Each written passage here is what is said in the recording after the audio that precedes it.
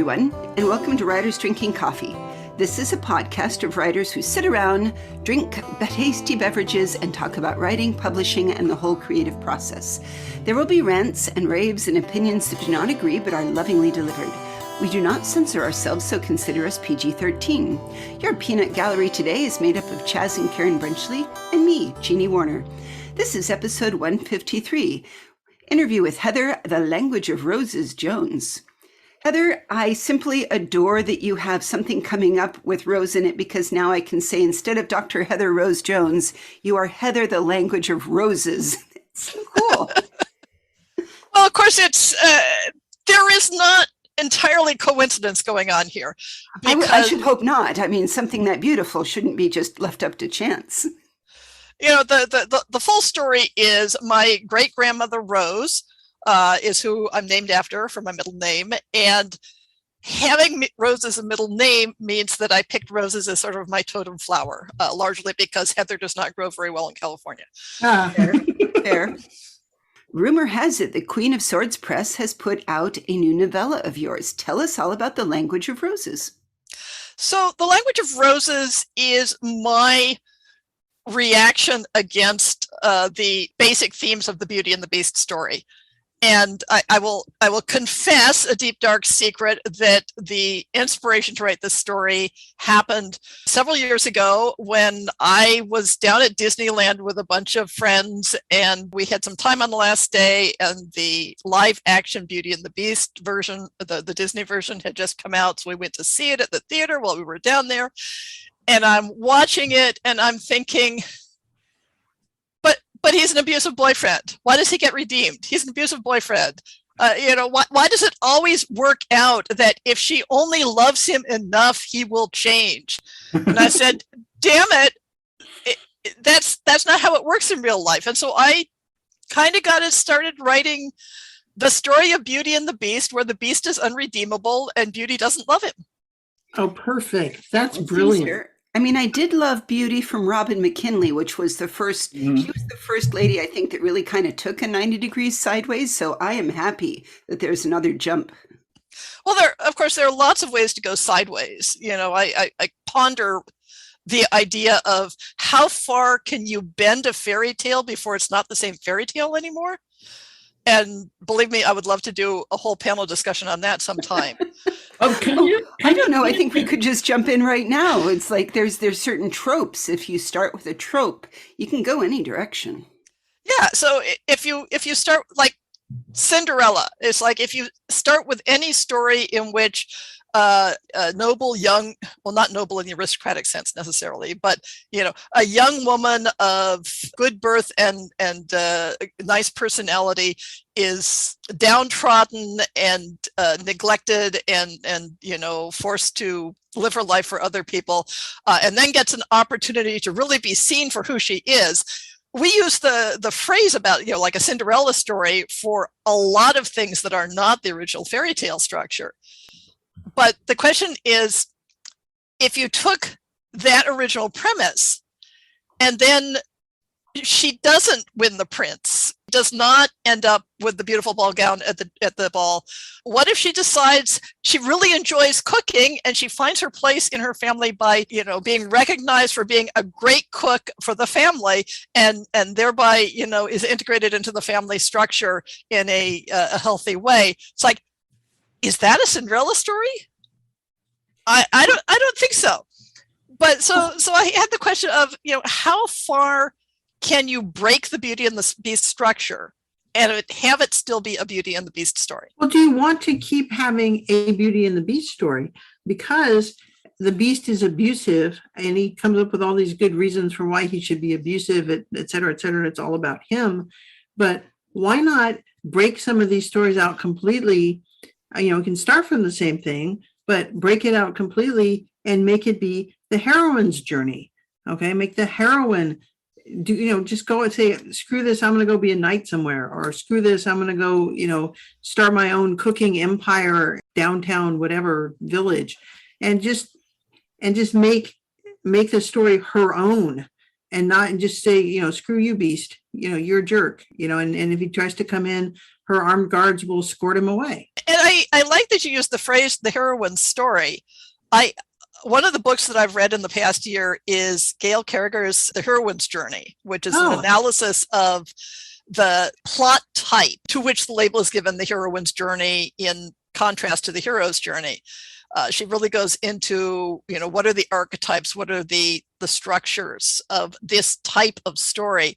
And I really recognize a lot of my own writing in it. And I think I do tend to write heroine's journeys where it's not about getting the call and going away from home and achieving the gizmo and coming back again and all that, but it's more about losing one's place and building an alliance to reconstruct community again. I'm telling this very badly. But I was going to say, for those that need to hear it from her mouth, she was episode 130 and gave us a good little summary of the difference between the Joseph Campbell Jungian theory's hero's journey versus the women's. So yeah, I loved her words on it. Yeah, so go listen to that episode rather than my pathetic little summary. No, I think it's important to start talking about why don't we start seeing more of these being applied instead of all those fairy tales that were played by Grimm or Perrault or anybody else. Start seeing them because they're fairy stories about girls, the girls who happen to be wandering through the woods that are not rude to the little old lady the way the princes are. Yeah. Well, also just the fact that girls can walk through a forest and not, just girls can go do things by themselves without boys. Sorry, dear. And, but have lives that way. And it's important. And it's always been, I've always lived my life that way, but then I'm kind of non-binary, so I would play it either way. So. Yeah, and in some ways, of course, the Beauty and the Beast template that I am working in opposition to is already broken from the original, because in the original Beauty and the Beast, it is not that the Beast has a naturally, beastly personality, but he is under a curse. And of course, in my story, he is also under a curse. I kept that aspect of it. In the original, the Beast is far more of a victim, and therefore it makes more sense for him to be redeemable. Whereas I took more of the reinterpreted version in which the beastly curse on him is a punishment for his inherent characteristics, and therefore he has to change to be redeemed. I like the idea of someone who was just minding their own business and suddenly got cursed and is an asshole and then has to fight his way out. But that's probably just me. Well, and there are a number of Beauty and the Beast interpretations where the Beast is simply radically a social outsider, and that he has become beastly in reaction to how he has been treated by society. So almost like a Mr. Darcy version of the Beast, where he's not inherently bad, but in reaction to how people interact with him, he comes across as grumpy and gruff and disapproving and all that. So I've read a number of Beauty and the Beast reinterpretations where it honestly is, somebody loves the Beast enough to see within the gruff exterior and make a connection. And I think that's the mythos, that the way the story is supposed to work, that, somebody who is a beast is, really does just need a connection, a human connection, to draw them out of their shell. And the problem comes when this mythos then gets plastered onto real life dysfunctional relationships, and you end up with entire generations of women thinking that if only they love him enough, he'll change. Yeah.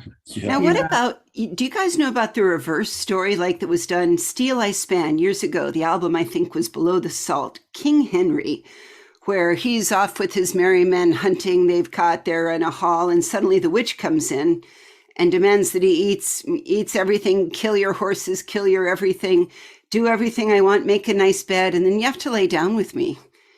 And in the end of it, she turns into a beautiful girl because I think the line is, I met with many a gentle knight that gave me such a fill, but never before with a courteous knight that gave me all my will. Yeah, I think it's the Loathly Lady. Yeah. And the punchline of it is that she tells King Henry, or in the Arthurian tales originally it's a different character, but she tells him that she can either be a beautiful woman by night when he's sleeping with her, and ugly during the day, or she can be beautiful by day when she's interacting with people out in the world, and ugly at night when she's in bed with him. And the key is that he says, you choose whichever you want to do. And he gave her her will. Excellent. And that was what broke the curse. And then she's beautiful all the time. Of course, naturally. Heather. Yes. Do you have a grip on why the retelling, the bending, the reshaping of fairy tales has become such a thing in recent years? Because I'm not drawn to it either as a writer or a reader, but it's everywhere. And I'm just curious what drives this. Sometimes it really honestly is just fashion. If there are enough fairy tale retellings out there in the world, people think of it as a medium to play with. Right. And if you've got enough of them that the publishing industry recognizes it as a thing, then it's easier to sell. Mm-hmm. And also, I think we like variations on a theme, that we like to see people ringing the changes on a particular motif. It is a Beauty and the Beast retelling because there are so many.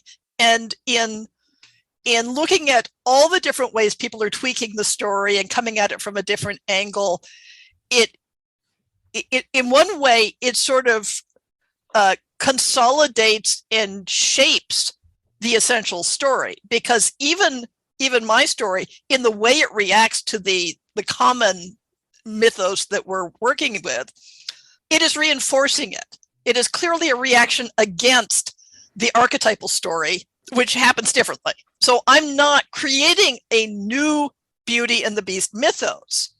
I am commenting on the original way in a way that reinforces that original one as something that you bounce off of, you react to, you reinterpret. It's a conversation. I think there's also nice tropes in it, Chaz. I mean, when you think about it, there's the heroism can come in any size and shape. And there's be nice to old ladies you run across in the wood, and don't be a jerk. Yeah. I mean, there's so many of these. You can do all this in original fiction without needing to frame it within some other context. It's a personal thing. I react against this in exactly the same way that I react against fanfic, which is exactly the same way that I react against Arthurian stories, because all Arthurian stories are fanfic. Yes. I don't understand why people want to play with things that are already there, rather than wafting off to do things that are new. And I can't say, I mean, there isn't an answer, because obviously you love what you love and you don't love what you don't love. And certainly there are, literary subgenres out there that leave me utterly cold. The hard-boiled detective motif is something that I just don't get the appeal of. Yeah. But the fact that those motifs are out there, those tropes are out there, I'm using trope very loosely here because it's not a trope, it is like a story structure. They're out there as a common vocabulary and therefore as a shorthand. So one of the reasons I think that fairy tale retellings are so popular is because it shorthands you in. And that's the same thing that makes fan fiction popular, is the canon that it's ficking off of shorthands you in, and then you can play around with it much more efficiently. But not everybody likes that. Yeah, that's an aspect I had not previously considered, but obviously you're right. And I can see that. So, yeah. There's also, it's older than you think. I mean, you think of Cinderella and you think of, Jacob and Marley, whatever their names were, Grimm. But Cinderella was old from China. If I remember correctly, it was like first century or something like that. And I'm going to slaughter this. Please forgive me, all of my Chinese friends. Something like Yesian. I remember I looked at Xian was because that was similar to the last name of a gal I played hockey with. But that was from like the year 800 something. Uh-huh. And Disney came later. It's so similar ideas will always happen. There have always been stepchildren in relationships. There have always been new mothers brought in. There have always been. So is it a trope, or we just simply acknowledge that it's a trope and say, when it happens, are you telling a Cinderella story, or are you going in a different direction? Or is it just simply a repeated trope that everyone's familiar with? Because we have these templates in our head. You know, we've been exposed to the fairy tales. We've been exposed to the Arthurian stories, to the Robin Hood stories. And then when we see pattern matching in a piece of fiction, it leads us to map things together, whether that's for good or ill. You know, and the example I'll use is when I was reading Anne Leckie's Ancillary series. What I saw was that each of the 3 books of the first trilogy was doing a specific motif for me as a reader. Right. And now I'm blanking out on what the first one was, but the second one was a murder mystery. I mean, it was basically a murder mystery. Mm-hmm. And then the third book was 7 Go Through the World. It was, you know, the good-hearted person incidentally accumulates a squad just by being a good and worthwhile person. And then all of them together are able to solve a problem that they would not have been able to solve otherwise, simply through sheer kindness and good-heartedness. I want you to know that you guys just sitting here have inspired me for how to take a fairy tale and make it modern today. So hear me out. Okay. Spinning straw into gold, taking something worthless and making it worthwhile. It's all about a young girl who is a Bitcoin programmer. But she has to do the guessing game for the guy who helps her out. Is basically she needs to actually figure out how to operate and do a brute force identity credential attack in order to find out who he was and to get her wallet back from him. Do it. Write it. Absolutely. Is it too geeky, too computer? No, it is geeky. That's the point.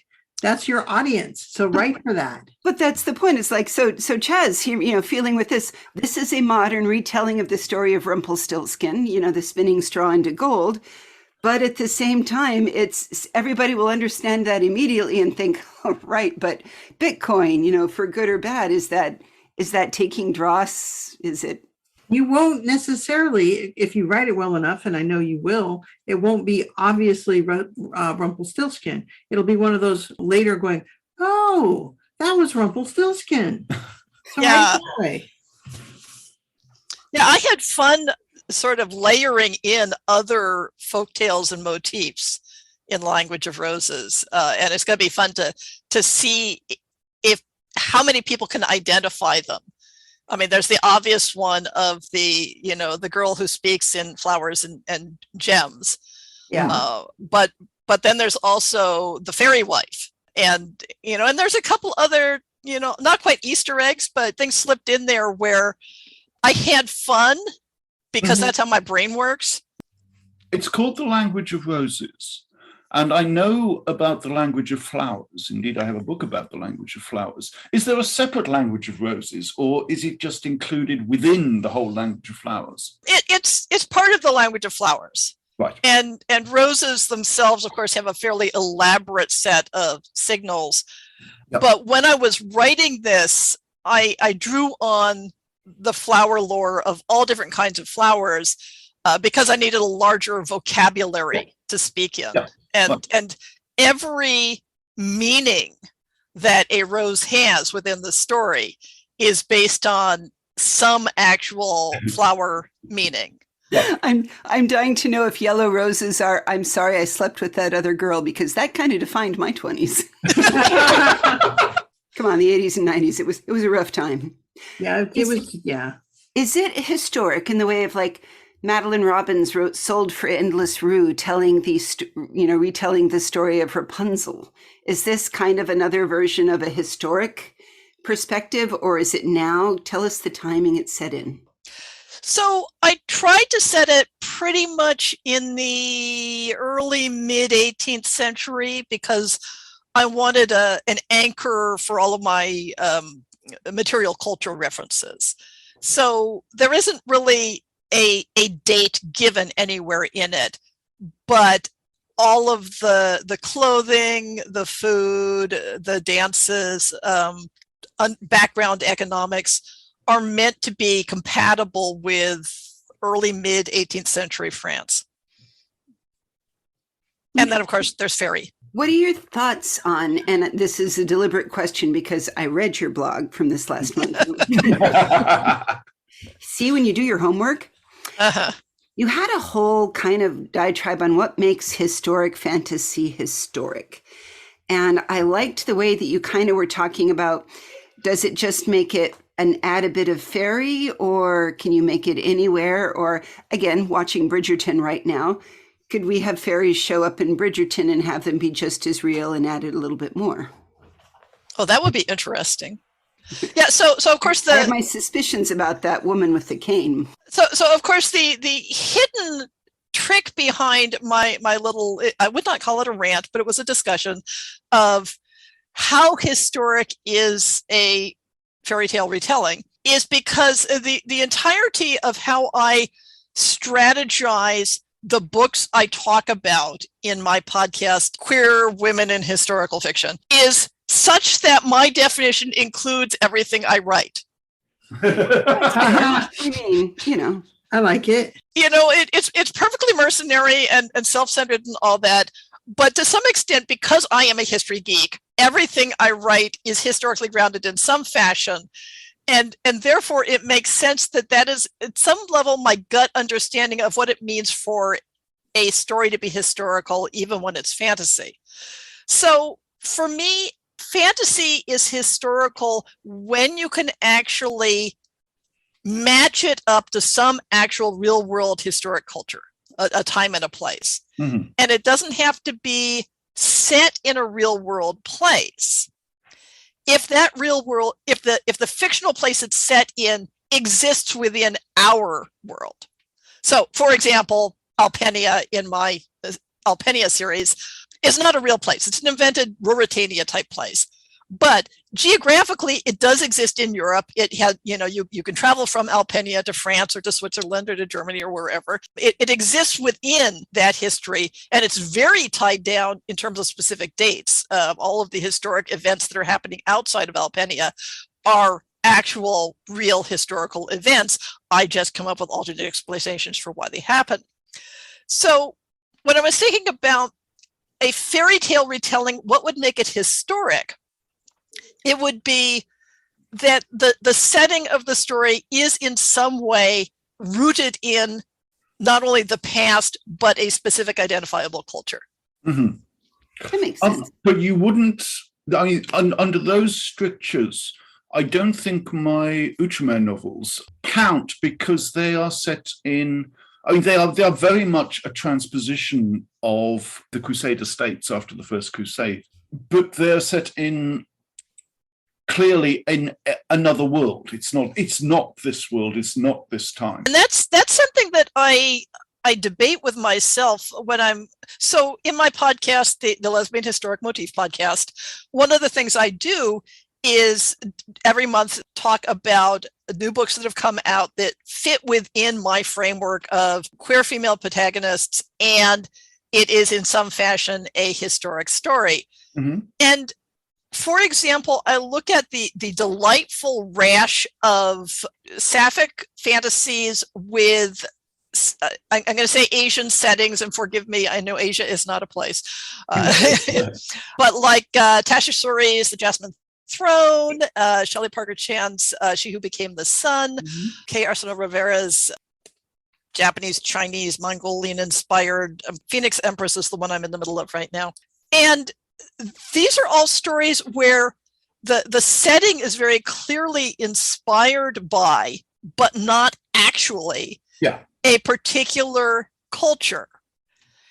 And I like being inclusive when I do these book listings. And so I have included all of those as, historic fantasy within the remit of my podcast.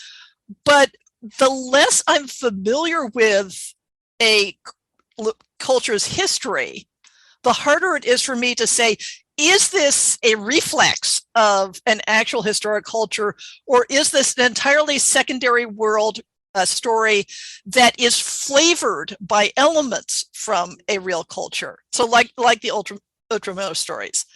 And I know that especially for some of the African-inspired fantasy, I realize that I don't know enough about, are these elements historic elements that are being incorporated into the story, or are these fantastic elements that are inventions but flavored from specific cultures?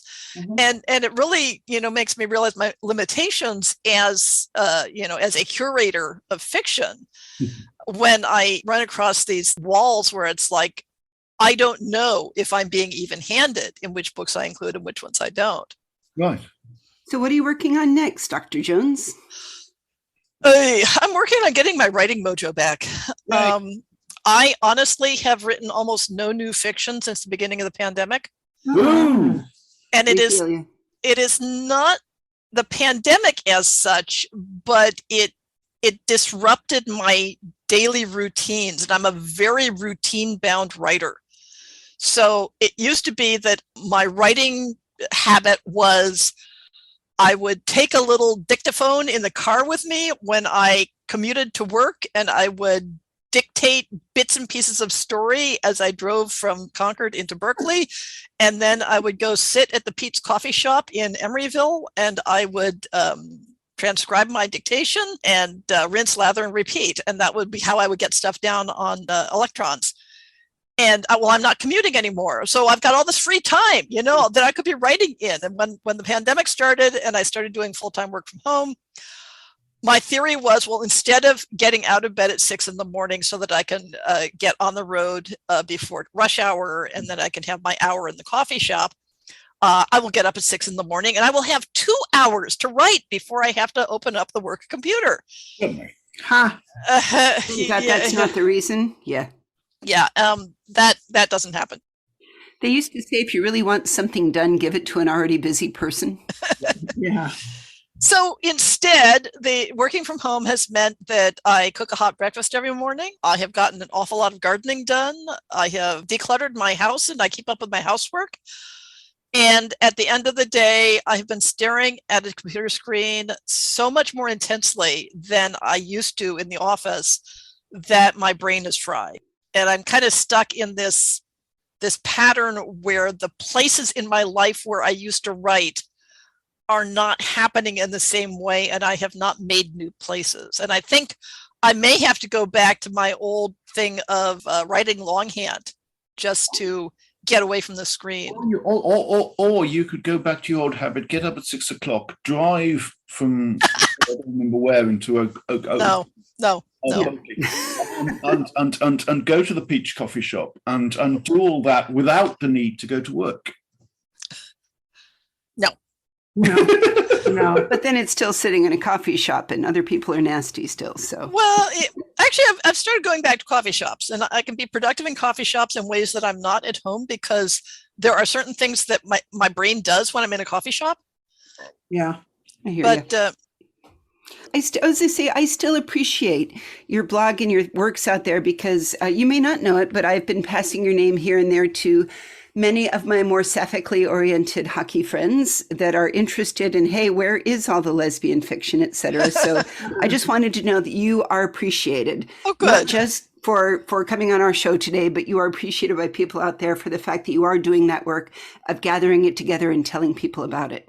Well, I love hearing that, because honestly, the blog and podcast are also what is eating up what would otherwise be my writing time, because they have more concrete and short-term deadlines. And so there's always that sense of, well, I need to get this out of the way, and then my brain will be free to work on writing. And of course, it never is. Yeah. But it's podcast, I don't know if you guys know this, but podcasting is really lonely work. Yeah. Really? Yeah. Yeah. And that getting any kind of feedback from people that says it's like, yes, I know you exist and I listen to you and I would notice if you weren't there anymore. That's really hard to get. Delighted that the word sapphic has come into use in a distinctive, different manner than lesbian. Yeah. Because people were getting so tied up in the idea of basically well, of course, it's gone through like, pendulum swings and shifts and all that, but people gotten all tied up in a very strict definition of lesbian that did not leave room for talking about the larger, messier, more fuzzy world of women who love women, even if they also love other people.